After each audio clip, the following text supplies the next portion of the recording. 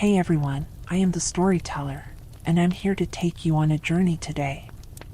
I know you love listening to these short stories before sleeping, so before you drift off, make sure to like the video and subscribe to the channel. Also, tell me in the comments, where are you watching from, and what time is it there? Now, get comfortable, relax, and let's dive into today's story. The night was darker than usual, and the rain tapped against the window like fingers drumming impatiently. Daniel sat in his dimly lit apartment, the glow of his laptop screen the only source of light. He was researching urban legends for his blog when he stumbled upon a story that sent chills down his spine. It spoke of a house deep in the forests of Maine, abandoned for over a century, where people vanished without a trace. The locals called it the Hollow House. Intrigued, Daniel decided to investigate. His blog had gained traction, and he knew a first-hand account would make for an incredible post. He packed his camera, flashlight, and a small knife, just in case. By morning, he was on the road, the dense trees swallowing the narrow dirt path leading to his destination. The house stood at the heart of the woods, shrouded in mist. Its wooden structure was rotting, the windows shattered like jagged teeth. Daniel pushed the front door open, and it groaned in protest. The air inside was thick with dust, and the scent of something foul lingered. He clicked on his flashlight, sweeping it across the walls, revealing faded wallpaper peeling away like dead skin. As he explored, the floorboards creaked beneath his steps, and shadows seemed to move just outside his peripheral vision. He dismissed it as nerves. But then, strange occurrences began, doors shutting on their own, whispers echoing in the distance, and the feeling of unseen eyes watching him. Determined to document everything, Daniel set up his camera, speaking into the lens about his findings. Hours passed as he searched the house, discovering old photographs, journal entries, and remnants of a family that once lived there. The journals spoke of their descent into madness, of hearing voices and seeing figures that weren't there. The true horror began when he reached the basement. A trapdoor hidden beneath a tattered rug led to an underground tunnel system. The air grew colder, the scent of decay overwhelming. The tunnels stretched endlessly, walls lined with claw marks, as if something had tried to escape. Then he heard it, the slow, deliberate sound of footsteps approaching from the darkness ahead. Daniel's breath caught in his throat as he turned off his flashlight, pressing himself against the damp wall. The footsteps stopped. Silence. Then a whisper, so close it brushed against his ear, "You shouldn't have come." He bolted, sprinting through the tunnels, only to find himself back in the same spot. The layout had changed. The walls seemed to breathe. Shadows shifted, forming grotesque figures that reached out for him. His camera flickered, capturing glimpses of things that shouldn't exist, elongated limbs, hollow eyes, gaping mouths that stretched unnaturally wide. Daniel knew he was no longer alone. Over the next hours, reality twisted. Time lost meaning. He saw flashes of the past, the family trapped, their screams swallowed by the house. He witnessed their fate, their bodies contorting, becoming part of the walls, their souls forever bound to the house. He tried to escape, but every door led to another nightmare. The house played with him, whispering his worst fears, showing him versions of himself, some dead, some monstrous. He recorded everything, hoping someone would find the footage if he didn't make it out. But deep down, he knew no one ever did. By the time the sun rose, the house stood silent once more, its hunger momentarily sated. Daniel's car remained where he left it, untouched. His apartment notifications pinged with unanswered messages. But Daniel himself was gone, lost within the hollow corridors of something far older, far darker than any urban legend. And the Hollow House waited, patient and eternal, for its next visitor. 2 weeks later, Daniel's disappearance had become a mystery that puzzled authorities. His friends and family searched for him, but there was no trace, only his abandoned car and the last recorded footage on his blog, which ended abruptly in static. One night, Emily, a fellow urban explorer and Daniel's closest friend, sat in her apartment, scrolling through his blog comments. She couldn't shake the feeling that something was off. She decided to go where Daniel had gone.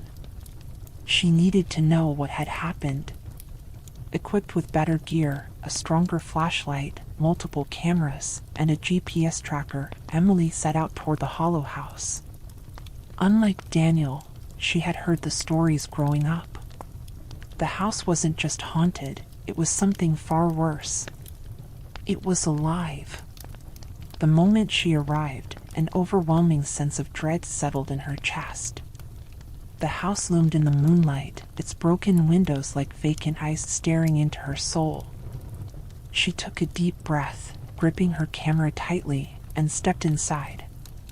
The air was thick, suffocating. Her flashlight flickered, casting long shadows that seemed to stretch unnaturally.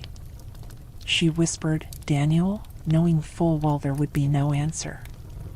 As she moved through the house, she noticed the subtle changes. The walls were different than they appeared in Daniel's footage, as if the house had rearranged itself. She found his backpack near the basement entrance, the camera inside shattered, the footage corrupted beyond recognition. Then she heard it. A sound from the tunnel below. Something was waiting for her. Emily took a deep breath and descended into the basement, gripping her flashlight like a lifeline. The stairs creaked under her weight, and the air grew colder with every step.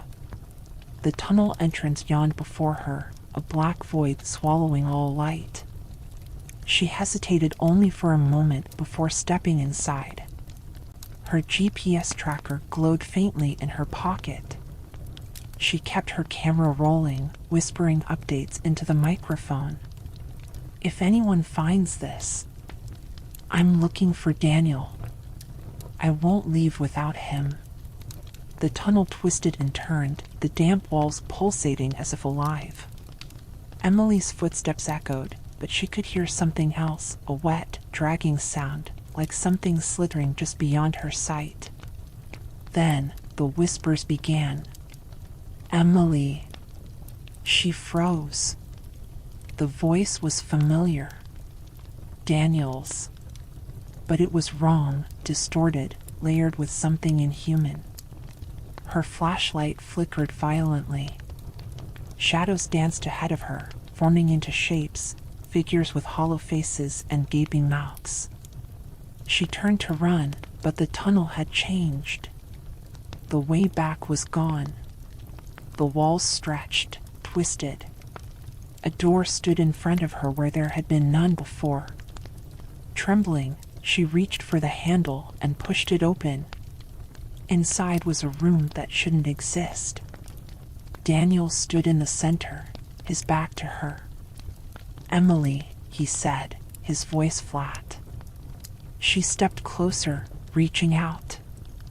"Daniel, we have to leave. Now." He turned slowly. His face was pale, his eyes sunken. But his mouth stretched too wide, curling into a nightmarish grin. The door slammed shut behind her. The Hollow House had claimed another. But this time, it wasn't satisfied. The night was darker than usual, and the rain tapped against the window like fingers drumming impatiently. Daniel sat in his dimly lit apartment, the glow of his laptop screen the only source of light. He was researching urban legends for his blog when he stumbled upon a story that sent chills down his spine. It spoke of a house deep in the forests of Maine, abandoned for over a century, where people vanished without a trace. The locals called it the Hollow House.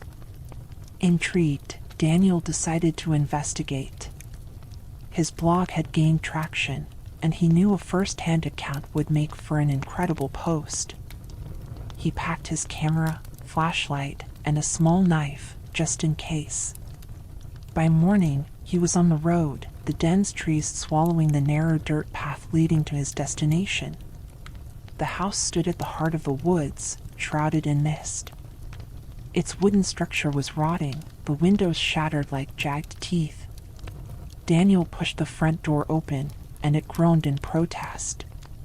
The air inside was thick with dust, and the scent of something foul lingered. He clicked on his flashlight, sweeping it across the walls, revealing faded wallpaper peeling away like dead skin. As he explored, the floorboards creaked beneath his steps, and shadows seemed to move just outside his peripheral vision. He dismissed it as nerves. But then, strange occurrences began, doors shutting on their own, whispers echoing in the distance, and the feeling of unseen eyes watching him. Determined to document everything, Daniel set up his camera, speaking into the lens about his findings. Hours passed as he searched the house, discovering old photographs, journal entries, and remnants of a family that once lived there. The journals spoke of their descent into madness, of hearing voices and seeing figures that weren't there. The true horror began when he reached the basement. A trapdoor hidden beneath a tattered rug led to an underground tunnel system. The air grew colder, the scent of decay overwhelming. The tunnels stretched endlessly, walls lined with claw marks, as if something had tried to escape. Then he heard it, the slow, deliberate sound of footsteps approaching from the darkness ahead. Daniel's breath caught in his throat as he turned off his flashlight, pressing himself against the damp wall. The footsteps stopped. Silence. Then a whisper, so close it brushed against his ear, "You shouldn't have come." He bolted, sprinting through the tunnels, only to find himself back in the same spot. The layout had changed. The walls seemed to breathe. Shadows shifted, forming grotesque figures that reached out for him. His camera flickered, capturing glimpses of things that shouldn't exist, elongated limbs, hollow eyes, gaping mouths that stretched unnaturally wide. Daniel knew he was no longer alone. Over the next hours, reality twisted. Time lost meaning. He saw flashes of the past, the family trapped, their screams swallowed by the house. He witnessed their fate, their bodies contorting, becoming part of the walls, their souls forever bound to the house. He tried to escape, but every door led to another nightmare. The house played with him, whispering his worst fears, showing him versions of himself, some dead, some monstrous. He recorded everything, hoping someone would find the footage if he didn't make it out.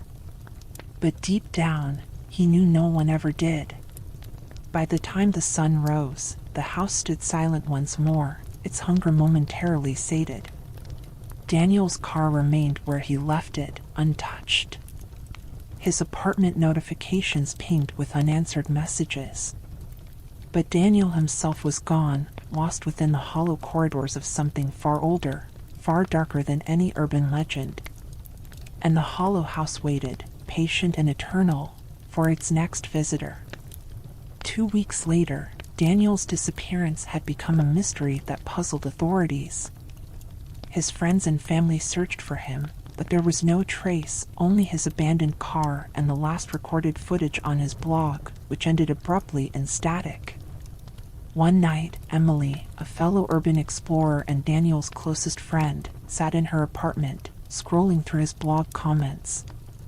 She couldn't shake the feeling that something was off. She decided to go where Daniel had gone. She needed to know what had happened. Equipped with better gear, a stronger flashlight, multiple cameras, and a GPS tracker, Emily set out toward the hollow house. Unlike Daniel, she had heard the stories growing up. The house wasn't just haunted, it was something far worse. It was alive. The moment she arrived, an overwhelming sense of dread settled in her chest. The house loomed in the moonlight, its broken windows like vacant eyes staring into her soul. She took a deep breath, gripping her camera tightly, and stepped inside. The air was thick, suffocating. Her flashlight flickered, casting long shadows that seemed to stretch unnaturally. She whispered, "Daniel," knowing full well there would be no answer. As she moved through the house, she noticed the subtle changes. The walls were different than they appeared in Daniel's footage, as if the house had rearranged itself. She found his backpack near the basement entrance, the camera inside shattered, the footage corrupted beyond recognition. Then she heard it. A sound from the tunnel below. Something was waiting for her. Emily took a deep breath and descended into the basement, gripping her flashlight like a lifeline. The stairs creaked under her weight, and the air grew colder with every step. The tunnel entrance yawned before her, a black void swallowing all light. She hesitated only for a moment before stepping inside. Her GPS tracker glowed faintly in her pocket. She kept her camera rolling, whispering updates into the microphone. "If anyone finds this, I'm looking for Daniel. I won't leave without him." The tunnel twisted and turned, the damp walls pulsating as if alive. Emily's footsteps echoed, but she could hear something else, a wet, dragging sound, like something slithering just beyond her sight. Then the whispers began. "Emily." She froze. The voice was familiar. Daniel's. But it was wrong, distorted, layered with something inhuman. Her flashlight flickered violently. Shadows danced ahead of her, forming into shapes, figures with hollow faces and gaping mouths. She turned to run, but the tunnel had changed. The way back was gone. The walls stretched, twisted. A door stood in front of her where there had been none before. Trembling, she reached for the handle and pushed it open. Inside was a room that shouldn't exist. Daniel stood in the center, his back to her. "Emily," he said, his voice flat. She stepped closer, reaching out. "Daniel, we have to leave. Now." He turned slowly. His face was pale, his eyes sunken. But his mouth stretched too wide, curling into a nightmarish grin. The door slammed shut behind her. The hollow house had claimed another. But this time, it wasn't satisfied. The hollow house was built in 1876 by a man named Elias Grayson. A wealthy but reclusive man, he had a fascination with the occult. People whispered that he dabbled in dark rituals, trying to open doors to other realms. His family, once seen around town, slowly vanished, one by one, until only he remained. In 1892, the house burned down for the first time, but by some unknown force, it rebuilt itself over the years. Every time it was destroyed, it returned, stronger, hungrier.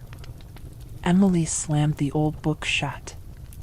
If Elias was the one who started this, then maybe ending what he started will finally destroy it for good. Their next step was finding the remnants of the original structure. The house may have been gone, but something remained. And if the hunger was still out there, it was only a matter of time before it returned. Armed with their research, they ventured back to the site. The ground was still scorched, but something was different. The air was thick, charged with an unnatural energy. In the center of the ruins, half buried in the ash, they found an iron door leading underground. Daniel hesitated. This wasn't here before. Lucas swallowed hard. Then we're on the right track. They pried the door open, revealing a spiral staircase leading deep below the earth. The walls were lined with ancient symbols, and the deeper they went, the colder it became. At the bottom, they found a massive chamber, untouched by time. Candles still burned, though no one had been there for over a century. and at the center stood a figure. It wasn't a person. Not anymore. Elias Grayson's body remained mummified, bound in chains that pulsed with energy. His mouth was frozen in a silent scream, his eyes hollow pits of darkness. The room itself seemed to breathe, shadows shifting unnaturally. Emily took a cautious step forward. He's still here. He's the anchor. Lucas pulled out the old book. If we break the ritual, we break the house's hold on reality. As they began chanting the reversal incantation, the room trembled. The shadows lashed out, forming twisted faces, their mouths stretching wide in agony. A deafening screech filled the chamber as Elias' body convulsed, the chains tightening, then snapping one by one. Daniel shouted, "It's working." But then, Elias' eyes opened. A guttural voice, layered with countless others, spoke. "You cannot undo what has been done. The house is me. I am the house. And I will always return." The chamber exploded in chaos. The walls cracked, the air filled with screams of lost souls.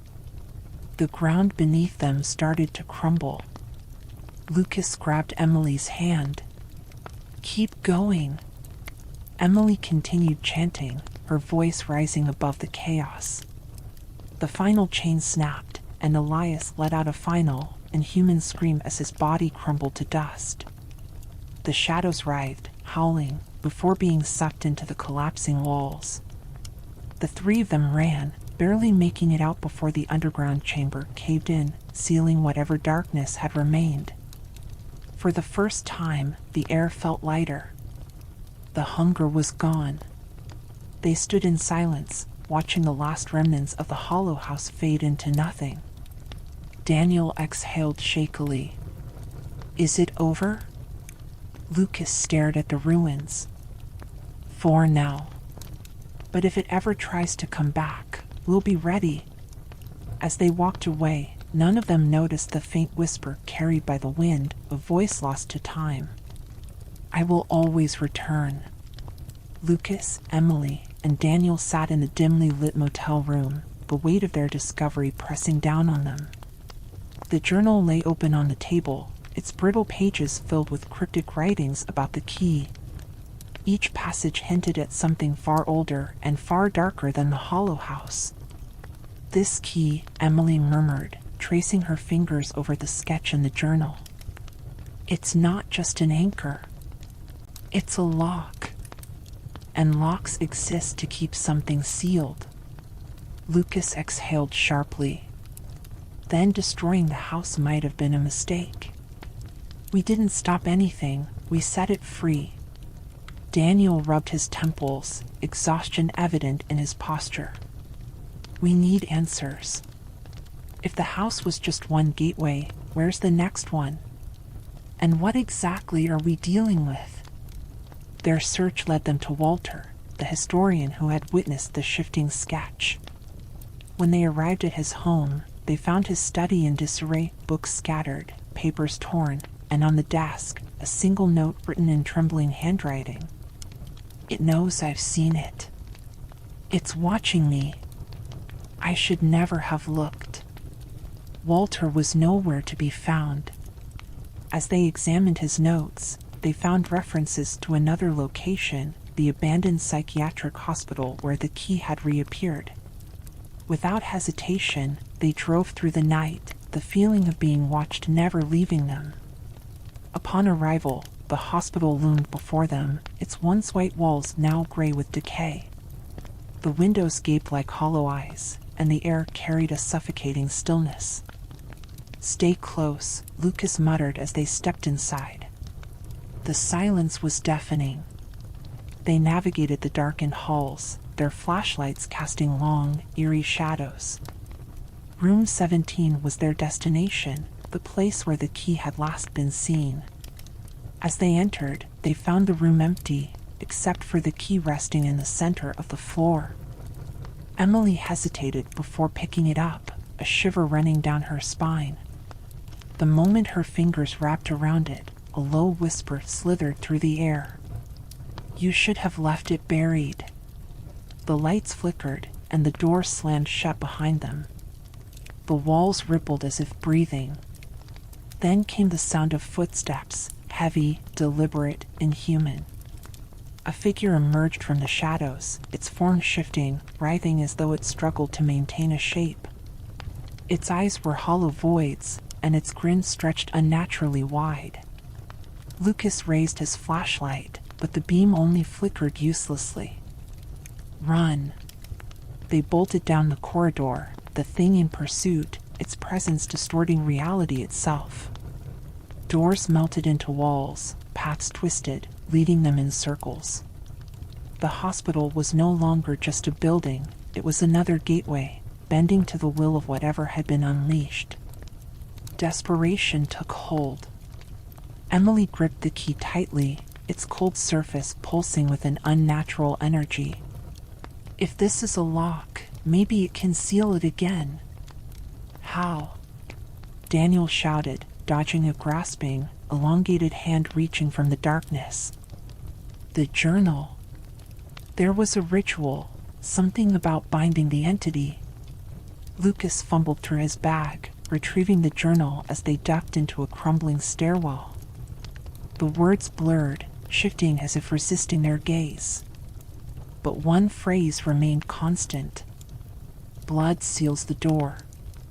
Emily didn't hesitate. She sliced her palm with the edge of the key and pressed it against the cold ground. A deep tremor shook the building as the walls screeched in protest. The entity roared, its form distorting violently. The key burned against her skin as she twisted it into the air, as though locking an invisible door.